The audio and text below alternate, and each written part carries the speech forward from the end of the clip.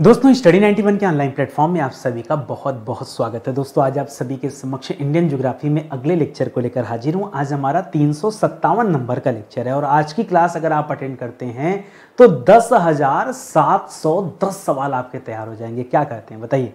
10,700 सवाल दोस्तों बहुत बड़ी बात है, बहुत बड़ा अचीवमेंट है हम लोगों के लिए कि इतने दिनों से सीरीज कंटिन्यू चल रही है। अब तक 5 बड़े विषय आपको पढ़ा दिए गए हैं, एंशिएंट, मिडावल, मॉडर्न, इंडियन पॉलिटी और वर्ल्ड ज्योग्राफी। ये 5 विषय अच्छे से पढ़ा दिए गए हैं और अब इंडियन ज्योग्राफी की जो क्लास चल रही है इसकी 27वीं क्लास है। 331 नंबर से क्लास स्टार्ट हुआ था, आज 357 नंबर की क्लास है। इस तरह से 27 नंबर का लेक्चर है। आज जो क्लास हम अटेंड कर रहे हैं दोस्तों, हम पढ़ रहे थे नदियों के बारे में। हमने पढ़ा सिंधु नदी तंत्र के बारे में, ब्रह्मपुत्र नदी तंत्र के बारे में, गंगा नदी तंत्र के बारे में, गंगा की जो सहायक नदियां उनके बारे में, भारत के अन्य नदियों के बारे में। और अब अगले 2 दिन दोस्तों हम पढ़ेंगे बंगाल की खाड़ी में गिरने वाली नदियां और अरब सागर में गिरने वाली नदियां। एक बार जब इतना पढ़ लेंगे ना तो फिर से आपको एक कॉमन वीडियो दूंगा जिसमें भारत की मोस्ट इंपॉर्टेंट नदियों से संबंधित एक बार फिर से सवाल जवाब होगा, तब जाकर ये सवाल पूरी तरह से, ये चैप्टर पूरी तरह से कंप्लीट हो जाएगा। देखिए हम लोग कोई टॉपिक छोड़ते नहीं, लगभग हर टॉपिक पे बातचीत करते हैं, हर टॉपिक पे चर्चा करते हैं। इससे आपको तैयारी करने में अच्छी हेल्प मिल जाती है। स्टडी 91 के प्लेटफॉर्म से अलग अलग विषय के लिए फाउंडेशन कोर्स भी लॉन्च किया। आप एक मौका तो दीजिए, जुड़िए हमारे साथ। ये जो क्लास देख रहे हैं ना, ये ट्रेलर वाली क्लास है भैया, पिक्चर नहीं है। पिक्चर चाहिए तुम्हारे पेड प्रोग्राम में आइए, बहुत कम प्राइस में दोस्तों इसे लॉन्च किया गया है। आप सिर्फ इंक्वायरी कर लीजिए, यहाँ से इंक्वायरी का पैसा नहीं लगता ना। इस नंबर पे व्हाट्सएप पे आ जाओ, कनेक्ट हो जाओ, जुड़ जाओ, ठीक है। आपको हमारी टीम कनेक्ट होकर जवाब दे देगी कि कैसे बैच ज्वाइन कर सकते हैं, क्या चार्जेस है, कहाँ से पढ़ना है, कुछ भी जानकारी चाहिए मत खरीदो, बाद में ले लेना, ठीक है, बट इंक्वायरी कर सकते हैं आप, ठीक है। चलिए आइए पहले पढ़ते हैं दोस्तों। पहला सवाल दे रहा महानदी। देखिए कंफ्यूज मत होइएगा, एक अलग नदी है महानंदा नदी। कौन सी नदी? महानंदा नदी। इसके बारे में हम लोग पिछले 2 दिनों से पढ़ा गया। महानंदा जो नदी है ना, ये गंगा से मिलने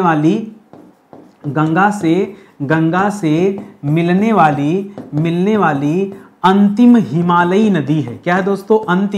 अंतिम हिमालयी यानी हिमालय पर्वत से निकली है, ठीक है, इसीलिए इसे हिमालयी नदी कहते हैं, जो बाएं तरफ से मिलती है, ठीक है, बाएं तरफ से मिलने वाली है अंतिम हिमालयी नदी। इसका नाम है महानंदा। जबकि हम बात करें महानदी के बारे में, महानदी का उद्गम स्थल कहां दोस्तों? तो महानदी का उद्गम स्थल है सिहावा पहाड़ी। कहां पर है? सिहावा पहाड़ी। और ये पड़ता कहां पर दोस्तों? अमरकंटक का नाम सुना है ना? अमरकंटक जहां से सोन और नर्मदा निकलती है वही है, ठीक है, तो इसे आप याद रखेंगे। अच्छा, महानदी को क्या कहा जाता है दोस्तों? तो याद रखेगा, महानदी को उड़ीसा का शोक भी कहा जाता है। क्या कहा जाता है? उड़ीसा का शोक कहा जाता है। क्यों? क्योंकि इस नदी के कारण उड़ीसा में बाढ़ आती, इस वजह से इसे ऐसा कहा जाता है। अच्छा, आपसे पूछ रहा है महानदी की सहायक नदियां कौन सी हैं? दोस्तों एक महानदी की सहायक नदी है तेल नदी, आप कभी सुने नहीं होंगे। एक नदी है दोस्तों ईब नदी। कौन सी नदी? ये ऐसी नदियां हैं जनरली इसका आप नाम नहीं सुनते, बट आप याद रखेगा, ईब हो गया, तेल हो गया, शिवनाथ हो गया, शिवनाथ नदी हो गई, हंस नदी हो गई, हाँ हंस नदी हो गई, मोड नदी हो गई। कौन सी? मोड हो गई, ठीक है। तो याद रखेगा ये सब नदियों का नाम, मोंड या फिर मांड याद रखेगा, मोंड भी बोला जाता है, मांड भी बोला जाता है। ये जो नदियां हैं ये किसकी सहायक नदियां हैं? ये महानदी की सहायक नदियां, ठीक है। बहुत अच्छा सवाल है, इसे आप ध्यान में रखिएगा। अगला सवाल क्या कर रहा दोस्तों? अगला सवाल कर रहा कि महानदी पर बनी बहुउद्देशीय परियोजनाएं हैं। तो देखिए कम से कम 2 परियोजना को आप याद रखेगा। एक तो दोस्तों आप हीराकुंड बांध को याद रखेगा, ठीक है, हीराकुंड बांध, ठीक है। हीराकुंड जो बांध है दोस्तों ये 25 किलोमीटर लंबा बांध है, इसीलिए दोस्तों इसे भारत ही नहीं विश्व का सबसे लंबा बांध माना जाता है। हीराकुंड बांध परियोजना वो इसी नदी पर है, ठीक है। एक तो ये हो गया। एक दोस्तों टीकरा पारा याद रखेंगे। कौन सा? काकरा पारा नहीं, टीकरा पारा, ठीक है, टीकरा पारा, ठीक है। टीकरा पारा बहुउद्देशीय नदी घाटी परियोजना किस नदी से संबंधित है? तो यह भी दोस्तों महानदी से संबंधित है, इसे आप याद रखिएगा। अगला सवाल देखिए, प्रायद्वीपीय भारत की सबसे लंबी नदी कौन सी है? तो मैं पहले भी आपको पढ़ा चुका हूं, प्रायद्वीपीय भारत की जो सबसे लंबी नदी है वो है दोस्तों गोदावरी नदी, ठीक है। गोदावरी नदी को बूढ़ी गंगा भी कहा जाता है। क्या कहा जाता है? बूढ़ी गंगा भी कहा जाता है, या फिर इसे बड़ी गंगा भी कहा जाता है, ठीक है, या फिर इसे दक्षिण भारत की गंगा भी कहते हैं। क्या कहते हैं? दक्षिण भारत की गंगा भी कहते हैं। याद रखेंगे, दक्षिण भारत की गंगा गोदावरी को भी कहा जाता है और दक्षिण भारत की गंगा कावेरी को भी कहा जाता है। तो इसलिए आप कंफ्यूज मत होइएगा, हो सकता है परीक्षा में गोदावरी को लेकर के दक्षिण भारत की गंगा पूछ ले, हो सकता है कि कावेरी को लेकर भी पूछ ले, तो दोनों बातें आप अपने दिमाग में रखिएगा, ठीक है। और इसका उद्गम दोस्तों अगर मैं बात करूं, इसका उद्गम कहां से है, तो इसका उद्गम है दोस्तों नासिक से, ठीक है। कहां से? नासिक। नासिक में दोस्तों एक पर्वत है ब्रह्मगिरी पर्वत। कौन सा पर्वत है? ब्रह्मगिरी पर्वत। ब्रह्मगिरी पर्वत मेरी फेवरेट जगह है, नासिक मेरी फेवरेट, मतलब महाराष्ट्र में नासिक वाला जो बेल्ट है ना, मतलब जबरदस्त। मुझे अपने जीवन में सबसे अच्छा लगता है ट्रैकिंग करना, पहाड़ों पर घूमना, ट्रैक करना, ठीक है, उस पर चढ़ना, जो खतरनाक खतरनाक पहाड़ी, मैंने इस पर ट्रैक किया था, ठीक है, ब्रह्मगिरी पर्वत पर बहुत शानदार ट्रैकिंग रही, ठीक है। चलिए खैर आगे बढ़ते हैं, मुद्दे पर आते हैं। अगला है दक्षिण भारत की गंगा के नाम से जानी जाने वाली नदी कौन सी है, तो याद रखिएगा दो नदियां दोस्तों, एक तो गोदावरी को दक्षिण भारत की गंगा कहते हैं, गोदावरी को कहते हैं, दूसरा याद रखिएगा कावेरी को कहते हैं। पता चला आप गोदावरी रट के गए हैं, परीक्षा में गोदावरी ऑप्शन ही नहीं दिया, सीधे कावेरी दे दिया, आप परेशान हो जाएंगे। तो बेहतर यह है कि आप इन दोनों को याद रखिए, गोदावरी को और कावेरी को, दोनों को याद रखिए, यह आपके लिए ज्यादा अच्छा रहेगा, ठीक है। अगला सवाल कह रहा गोदावरी का उद्गम कहां है दोस्तों, तो गोदावरी का उद्गम है नासिक के, नासिक में ब्रह्मगिरी पर्वत। कौन सी पर्वत है दोस्तों? नासिक में ब्रह्मगिरी पर्वत से जो इसका उद्भव हुआ है। और यहीं पर नासिक में दोस्तों याद रखेगा, यहीं पर त्र्यंबकेश्वर ज्योतिर्लिंग है। कौन सा? त्र्यंबकेश्वर, त्र्यंबकेश्वर, ठीक है, त्र्यंबकेश्वर ज्योतिर्लिंग। ज्योतिर्लिंग दोस्तों कहां पर है स्थित? ज्योतिर्लिंग कहां स्थित है दोस्तों? ये नासिक में ही स्थित है। और नासिक में भी दोस्तों क्या लगता है? कुंभ मेला लगता है। याद रखिएगा जो कुंभ मेला लगता है उसका आयोजन कहां कहां किया जाता है, तो कुंभ मेले का आयोजन सबसे पहला जो मुख्य रूप से कुंभ मेला लगता है वो नासिक में ही लगता है, नंबर 1 पर। दूसरा याद रखिएगा दोस्तों हरिद्वार याद रखेंगे, तीसरा दोस्तों आप प्रयागराज याद रखेगा, और चौथा दोस्तों उज्जैन याद रखेगा, ठीक है, उज्जैन, ठीक है। क्षिप्रा नदी के तट पर उज्जैन में महाकालेश्वर जी विराजमान हैं। ये 4 जगह दोस्तों कुंभ का मेला लगता है, ये आप याद रखेंगे, ठीक है। बहुत अच्छा सवाल है, इसको ध्यान में रखिएगा। चलिए आगे बढ़ते हैं, अगले सवाल पर आते हैं। अगला है कि गोदावरी की प्रमुख सहायक नदियां कौन कौन सी है। गोदावरी की सहायक नदी दोस्तों कौन कौन सी है, इसके बारे में बताना है, ठीक है। तो दोस्तों आपने पेनगंगा, वेनगंगा, प्राणहिता इन सब का नाम सुना होगा, लेकिन यहां पर मैं आपको बताना चाहूंगा, ठीक है, ये जो पेनगंगा नदी आप पढ़ते हैं, ध्यान सुनिएगा, जो पेनगंगा नदी पढ़ते हैं, एक ये पढ़ते हैं, एक दोस्तों वेनगंगा नदी पढ़ते हैं, पेनगंगा, वेनगंगा, ठीक है, वेनगंगा और वर्धा नदी, ठीक है। तो याद रखिएगा दोस्तों यहां पर ये जो वेनगंगा और वर्धा है आके पेनगंगा मिलती है, और पेनगंगा की जो इन तीनों नदी की जो संयुक्त धारा है, इन तीनों नदी की जो संयुक्त धारा है, इसे ही प्राणहिता नदी के नाम से जाना जाता है, ठीक है। कौन सी नदी? प्राणहिता नदी। तो ध्यान दीजिएगा मैंने क्या समझाया, पेनगंगा एक नदी है, वेनगंगा एक दूसरी नदी है, वर्धा तीसरी नदी है। इन तीनों की जब संयुक्त धारा मिल जाती है तो इसका नाम क्या हो जाता है? प्राणहिता नदी हो जाता है, याद रखिएगा, ठीक है। बाकी इसके अलावा याद रखिएगा प्रवरा नदी, पूर्णा नदी और मंजीरा नदी, ठीक है। प्रवरा, पूर्णा और मंजीरा, ये भी दोस्तों 3 नदियां हैं जो गोदावरी की प्रमुख सहायक नदियों के रूप में जानी जाती हैं, इसे आप ध्यान में रखिएगा। अगला सवाल, गोदावरी के नदी द्रोणी का विस्तार किन राज्यों में है। देखिए यहां नदी द्रोणी के बारे में बोल रहा है, ठीक है। खाली गोदावरी नदी बोलता तो मामला अलग हो जाता है, यहां पे नदी द्रोणी के विस्तार के बारे में पूछ रहा है, यानी गोदावरी कहां से निकलती है, तो याद रखेगा महाराष्ट्र, ठीक है। तो सबसे ज्यादा विस्तार दोस्तों महाराष्ट्र में है, ठीक है। महाराष्ट्र के अलावा दोस्तों आपको भरोसा नहीं होगा, ये थोड़ा एरिया मध्य प्रदेश का भी टच करती है, थोड़ा एरिया दोस्तों कर्नाटक का भी टच करती है, थोड़ा एरिया दोस्तों यहां मध्य प्रदेश से अलग हुआ था छत्तीसगढ़, उसका भी टच करती है, थोड़ा एरिया दोस्तों ये आंध्र प्रदेश का टच करती है, आंध्र प्रदेश का, और थोड़ा एरिया ये जाकर के तेलंगाना का टच करती है, ठीक है। इतने जगह पर दोस्तों इस नदी का विस्तार है। इसे उड़ीसा मैंने नहीं लिखा ना, उड़ीसा भी लिख लीजिएगा, ठीक है, उड़ीसा, ठीक है, ऐसे लिख लीजिए, एक तरफ उड़ीसा कर लीजिए, ठीक है, उड़ीसा, ठीक है, उड़ीसा को भी टच करती है और इधर तेलंगाना को भी, ठीक है। तो आप याद रखिए दोस्तों मैंने क्या क्या बताया, 1 2 3 4 5 6 7, ठीक है, याद रखेंगे। यह नदी जो है यह 7 राज्यों से होकर बहती है, और इसी में दोस्तों एक केंद्र शासित प्रदेश आप लिख लीजिएगा, यूनियन टेरिटरी, जिसका नाम है पुदुचेरी, ठीक है। यह पुदुचेरी को भी टच करते हुए जाती है। गोदावरी नदी जो है ये इसको भी छूते हुए निकलेगी, ठीक है। तो इतने जगह से होकर गुजरती है, तो थोड़ा सा आप जो है इसको पढ़िएगा, ध्यान में रखिएगा। हो सकता है कि आपको कंफ्यूजन हो जाए कि सर महाराष्ट्र से निकलती है, ये मध्य प्रदेश, छत्तीसगढ़, कर्नाटक कैसे, सब बॉर्डर टच है। आप कभी भारत का मैप देखिए तो सही, सब इतने नजदीक नजदीक हैं कि आपको भरोसा ही नहीं होगा। आगे देखिए, कर मंजीरा नदी यह गोदावरी नदी में जाकर कहां मिलती, किस स्थान पर? तो वैसे तो देखा जाए तो हैदराबाद स्थान पड़ता है, लेकिन हैदराबाद से थोड़ा दूर है दोस्तों, यह तेलंगाना के कोंद्राकुद मिलती, ठीक है। हैदराबाद ना बोलकर दोस्तों आप क्या बताएंगे, देखिए हैदराबाद जो है वर्तमान में तेलंगाना की राजधानी और आंध्र प्रदेश की राजधानी अमरावती है, ठीक है। तो तेलंगाना में एक जगह है कंदाकुर्थी, कौन सी जगह है? कंदाकुर्थी। ये जो नदी है दोस्तों, ये इसी कंदाकुर्थी में आकर मिलती है मंजीरा, ठीक है। और जो मंजीरा है ये गोदावरी की सहायक नदी है, ठीक है। गोदावरी की सहायक नदी मंजीरा, इसे भी आप याद रखेंगे, तो ऊपर हमने देख ही लिया है सहायक नदी, ठीक है। अगला सवाल दे रहा है कि प्रायद्वीपीय भारत की दूसरी सबसे बड़ी नदी कौन सी, ठीक है। तो आपने पहले नंबर पे दोस्तों किसे याद रखा? पहले नंबर पे आप याद रखिए गोदावरी, गोदावरी सबसे बड़ी नदी है। दूसरे नंबर पे आप याद रखिए दोस्तों कृष्णा, दूसरी सबसे बड़ी नदी है। और तीसरे नंबर पे आप याद रखिए कावेरी जो है तीसरी सबसे बड़ी नदी है। तो अभी आपसे दूसरी पूछा है, तो दूसरी याद रखिएगा यह कृष्णा नदी है। और कृष्णा नदी का उद्गम दोस्तों कहां से है? उद्गम कहां से है? तो याद रखिएगा यह महाबलेश्वर से निकलती है। नदी कहां से निकलती है? महाबलेश्वर से निकलती है। और महाबलेश्वर कहां पर दोस्तों? यह आपके पश्चिमी घाट में पड़ता है, ठीक है।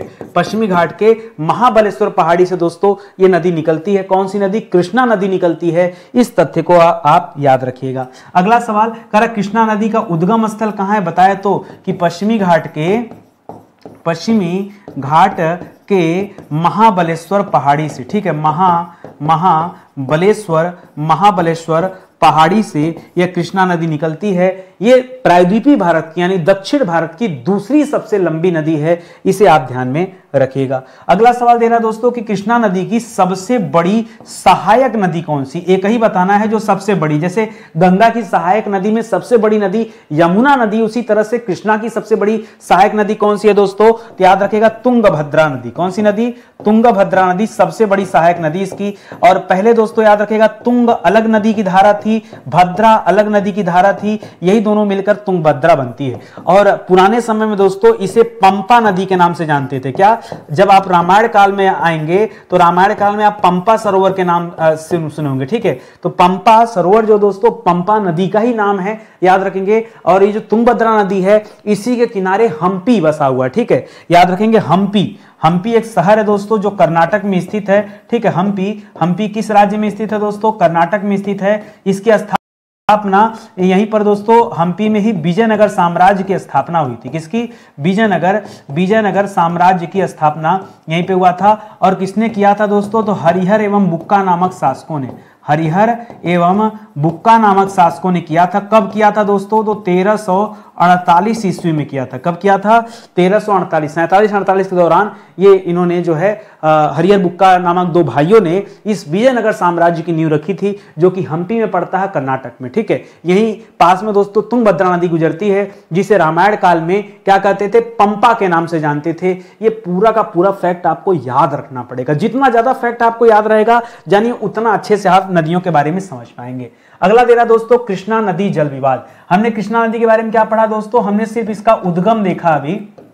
यह निकलती कहां से दोस्तों? तो याद रखिएगा यह निकलती है महाबलेश्वर से, ठीक है। और महाबलेश्वर कहां स्थित है दोस्तों?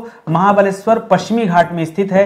पश्चिमी घाट जिसे हम सह्याद्री पर्वत कहते हैं, ये उससे संबंधित है। अभी आपसे पूछ रहा है कि कृष्णा नदी जल विवाद ये किन राज्यों के मध्य है? तो 3 राज्यों के मध्य दोस्तों कृष्णा नदी जल विवाद। कौन कौन राज्य हैं? तो याद रखिएगा एक राज्य है इसमें आंध्र प्रदेश, ठीक है। एक राज्य आंध्र प्रदेश, ठीक है। एक राज्य बीच में आप लिख लीजिए कर्नाटक। ऐसे गड़बड़ हो जाएगा, आप ऐसे लिखिए। सबसे पहले लिखिए दोस्तों कर्नाटक, ठीक है, क्योंकि कर्नाटक से ही ये नदी निकलती, कर्नाटक से, ठीक है। कर्नाटक के बाद दोस्तों थोड़ा बहुत ये टच करती महाराष्ट्र वाला क्षेत्र, ठीक है, क्योंकि यहाँ से बहुत सारी इसकी सहायक नदियां इससे जुड़ी हुई हैं आकर, ठीक है। महाराष्ट्र और यहाँ लिखिएगा दोस्तों आंध्र प्रदेश। बहुत सारे बच्चे यहाँ तमिलनाडु को लेकर कंफ्यूज रहते हैं, नहीं, तमिलनाडु आपका जवाब नहीं होगा, ठीक है। यहाँ तमिलनाडु की बात आप कावेरी पे कीजिएगा, अभी नहीं, ठीक है। तो याद रखेंगे कृष्णा नदी में आप कर्नाटक याद रखिए, महाराष्ट्र याद रखिए और आंध्र प्रदेश याद रखिए। इन्हीं 3 राज्यों के मध्य में यह विवाद चल रहा है, ठीक है, ये आप याद रखेंगे। अगला सवाल दे रहा है कि भारत का दूसरा सबसे बड़ा जो डेल्टा है, ठीक है, नंबर 1 पर जो डेल्टा दोस्तों वो गंगा ब्रह्मपुत्र डेल्टा है, ठीक है।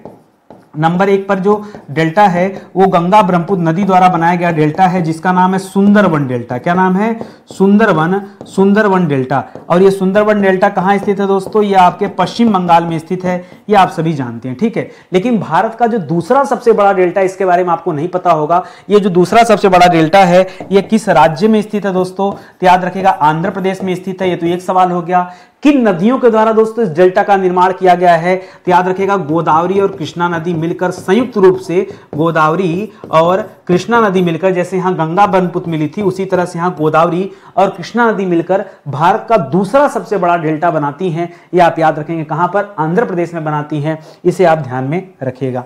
अगला सवाल दे रहा है कि कृष्णा की प्रमुख सहायक नदियां कौन सी? जैसे आपने गोदावरी की सहायक नदियां पढ़ा, वैसे कृष्णा की सहायक नदी दोस्तों कौन कौन सी है? तो याद रखेगा यहां बहुत आसान है। एक पंचगंगा याद रखेगा, पंचगंगा याद रखेगा, एक दूध गंगा याद रखेगा, ठीक है। जैसे वहां वेनगंगा पेनगंगा पढ़ रहे थे उसी तरह से यहां पंचगंगा दूध गंगा याद रखेगा। इसके अलावा कोयना नदी याद रखेगा, कोयना याद रखेगा, वरना याद रखेगा, ठीक है, वरना या फिर वरना कर लीजिए, ठीक है, वरना नदी। इसी तरह से घाट प्रभा और माल प्रभा याद रखिए, ठीक है, घाट प्रभा नदी और माल प्रभा नदी, ठीक है, याद रहेगा आपको, याद रहेगा, बहुत आसान है। पंचगंगा, दूध गंगा, कोयना, वरना, घाट प्रभा, माल प्रभा, भीमा,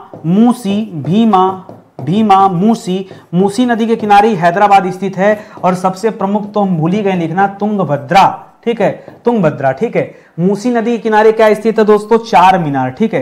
ये जो मूसी नदी है इसी के किनारे क्या स्थित है? 4 मीनार। 4 मीनार कहां पड़ता है दोस्तों? 4 मीनार ये आपके हैदराबाद में है, हैदराबाद में है, ठीक है। इसको आप याद रखेंगे। किस नदी के किनारे है? मूसी नदी के किनारे है। ये अच्छा सवाल है। और जो मूसी नदी है ये कृष्णा की सहायक नदी है, ठीक है। मन लगा के पढ़िए, भागिए मत। देखिए भागने से कोई काम नहीं चलने वाला, ठीक है, पढ़ना तो पड़ेगा, पढ़ने का कोई शॉर्टकट नहीं है। और जो मैं क्लास दे रहा हूं ना, जितने गंभीरता से, जितने शिद्दत से, मेहनत से क्वालिटी कंटेंट लेकर ये क्लास बनाई जा रही है, जान लीजिए आपको कहीं भी नहीं मिलेगी। और ये जो क्लास है दोस्तों, जनरली ये क्लास सुबह के 9 बजे दी जाती है, कभी अगर कोई समस्या न रही तो, ठीक है। और अब तक दोस्तों इस क्लास में आप तो जान ही रहे हैं कि 356 से अधिक लेक्चर दिए जा चुके हैं। लगभग 10,700 सवालों पर अब तक चर्चा हो चुका है। और 5 सब्जेक्ट दोस्तों, 5 बड़े सब्जेक्ट दोस्तों, 5 बड़े विषय अब तक दोस्तों आपको पढ़ाए जा चुके हैं। अगर आप अब भी नहीं जागे ना, ये इंडियन ज्योग्राफी भी समाप्त हो जाएगा, फिर हम आ जाएंगे साइंस की तरफ या इकोनॉमिक्स की तरफ। तो मैं चाहूंगा आप जुड़िए इस क्लास से, ठीक है। इसके अलावा दोस्तों रात को 8 बजे ये स्पेशली जो टाइम है ये हमारे हिंदी के लिए है। तो जो बच्चा चाहता है हिंदी की क्लास लेना वो दोस्तों इस टाइम पर ज्वाइन कर सकता है, ठीक है। हिंदी की क्लास की टाइमिंग है रात को 8 बजे, ठीक है। चलिए आगे बढ़ते हैं, अगले सवाल पर आते हैं। अगला सवाल दे रहा दोस्तों, बहुत ध्यान से पढ़िएगा कि विजयनगर की स्थापना किस नदी के तट पर हुई थी, ठीक है। तो ये तो मैंने पीछे आपको बताया, पूरी हिस्ट्री बताया आपको, ठीक है। तुंगभद्रा नदी, वैसे आप याद रखेंगे एक चीज। दूसरा चीज मैंने आपको यहाँ क्या बताया कि रामायण काल में इसे किस नाम से जानते थे? इसे पंपा नदी के नाम से जानते थे, आप याद रखेंगे, ठीक है। और ये जो विजयनगर साम्राज्य है इसकी स्थापना किसने किया था? तो याद रखेंगे हरिहर एवं बुक्का नामक 2 भाइयों ने किया था। कब किया था दोस्तों, कब हुई थी इसकी स्थापना? तो याद रखिएगा इसकी स्थापना हुई थी 1348 ईस्वी में, ठीक है, 1348 में, ठीक है। तो इसको भी आप याद रखेंगे, बढ़िया सवाल है, ठीक है।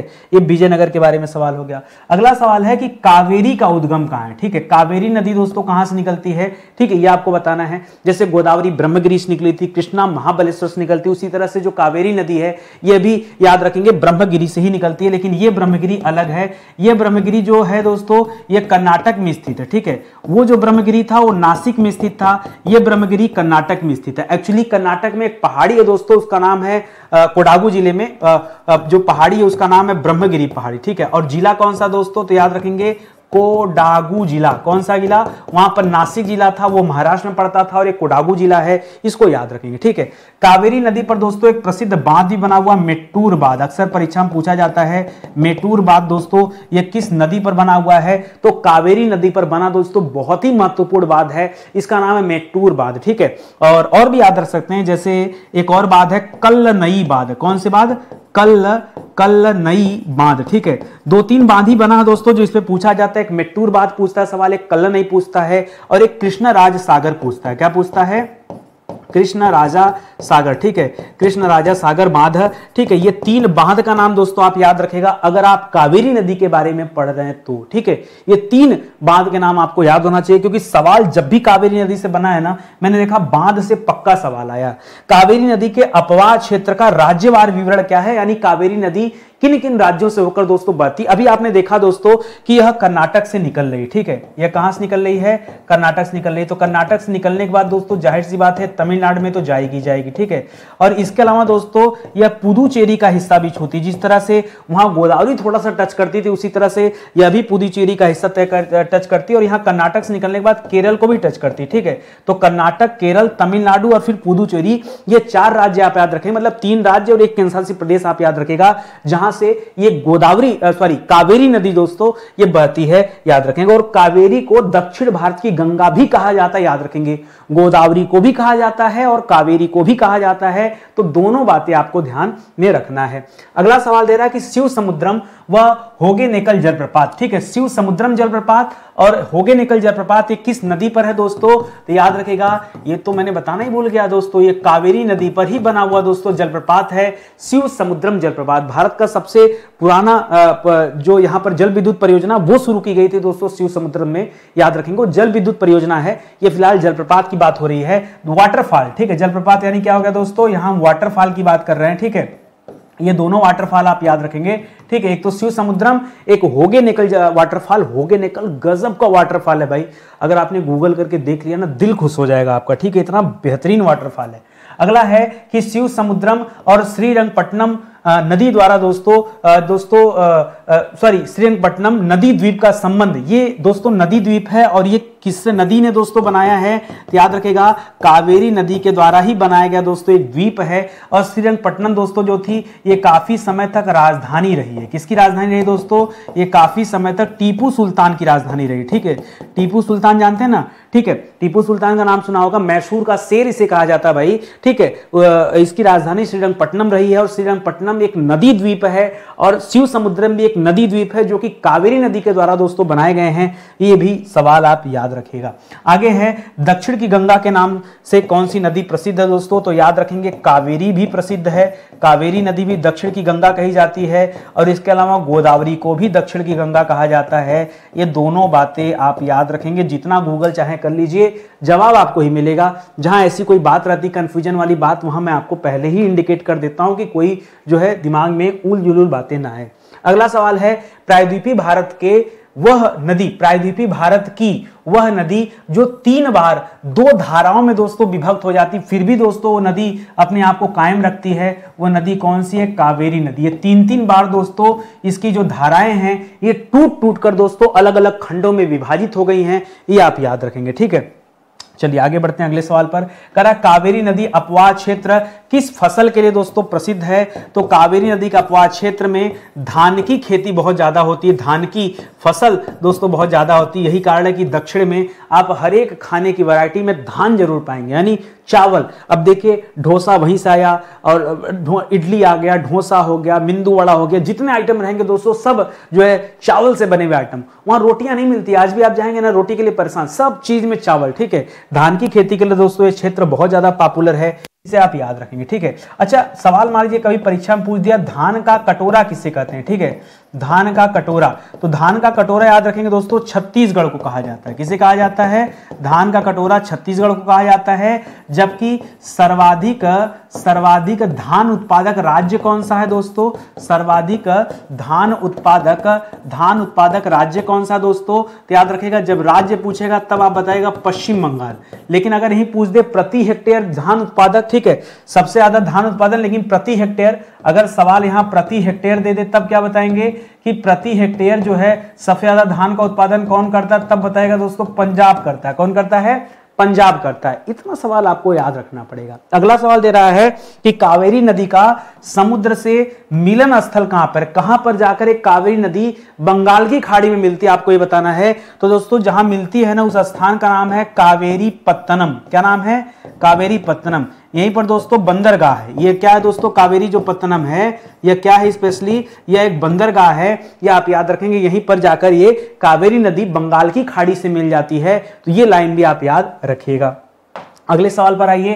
कह रहा कावेरी नदी के बाएं तट पर मिलने वाली दोस्तों नदियां कौन सी? हमने गोदावरी के बारे में पढ़ा, हमने कृष्णा के बारे में पढ़ा, लेकिन अब बात आ गई है कि हम कावेरी के बारे में भी जाने कि इसके बाएं तट से लिखा है ना, तो बाएं तट से याद रखेगा दोस्तों, सबसे पहली जो नदी है उसे आप लिखिएगा हेमवती नदी। ठीक है, कहीं कहीं पे हेमावती लिखा होता है ना, तो हेमवती याद रखेगा, हेमवती नदी। दूसरा लिखिएगा दोस्तों लोक पावनी नदी। कौन सी नदी?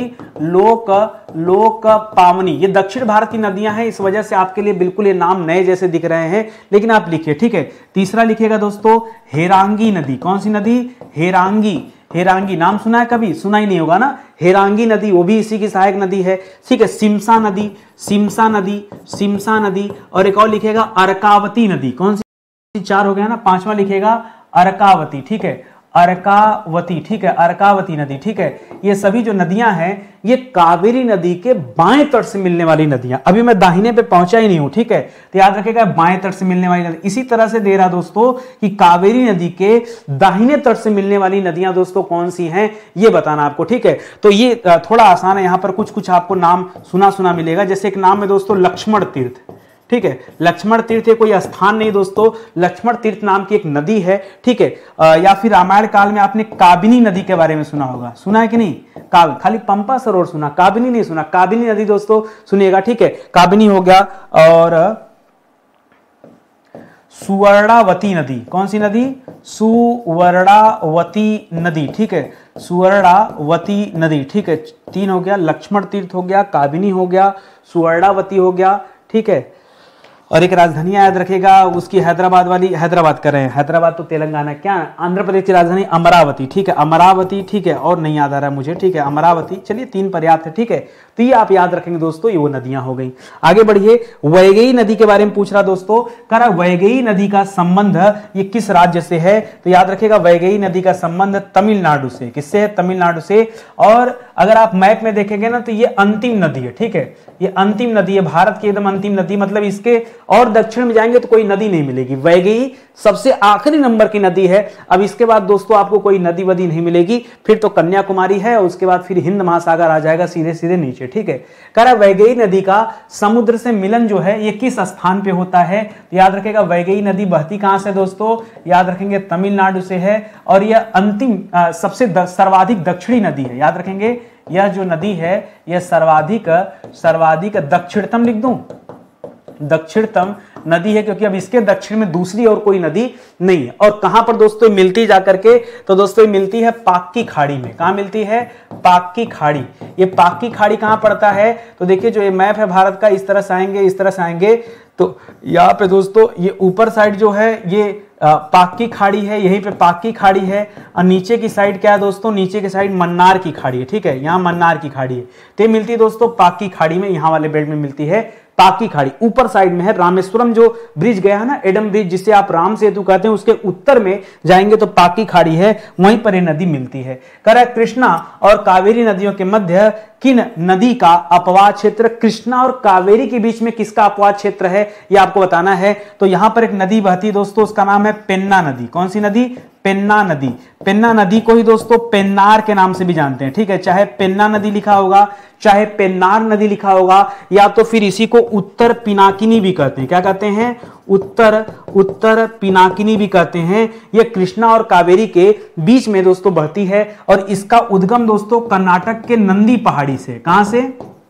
यह जो नदी है यह कर्नाटक के नंदी पहाड़ी से दोस्तों निकलती है। कौन सी नदी? नंदी पहाड़ी से निकलती है। इसका नाम है पेन्ना नदी। चाहे पेन्ना लिखा होगा, चाहे पेन्नार लिखा होगा, या उत्तर पिनाकिनी भी लिखा हो सकता है, ये याद रखेंगे। अगला सवाल है कि केरल की सबसे बड़ी नदी कौन सी है जो अपवाह की दृष्टि से दोस्तों सबसे बड़ी नदी, अपवाह की दृष्टि से सबसे बड़ी नदी, वो भी केरल की। तो बहुत सारे बच्चे यहां कंफ्यूज होते हैं, ठीक है। यहां पर आप याद रखेंगे दोस्तों, भरतपुझा नदी। कौन सी नदी? भरतपुझा नदी। ये केरल की सबसे बड़ी नदी है और इसका उद्गम होता है अन्नामलाई की पहाड़ी से, ठीक है। कहां से दोस्तों? अन्नामलाई की पहाड़ी से दोस्तों इसका उद्गम होता है। ये आप याद, जनरली बच्चे पेरियार याद रखते हैं, ठीक है, लेकिन पेरियार जो दोस्तों ये दूसरी सबसे बड़ी नदी, ठीक है। पेरियार जो है दूसरी सबसे बड़ी नदी है। सबसे बड़ी की बात करेंगे तो भरतपुझा याद रखिएगा। केरल की सबसे बड़ी नदी कौन सी है? भरतपुझा नदी है, ये आप याद रखेंगे, ठीक है। तो आज की क्लास दोस्तों ये समाप्त होती है। उम्मीद करता हूं आपको अच्छा लगा होगा और समझ में भी आया होगा, ठीक है।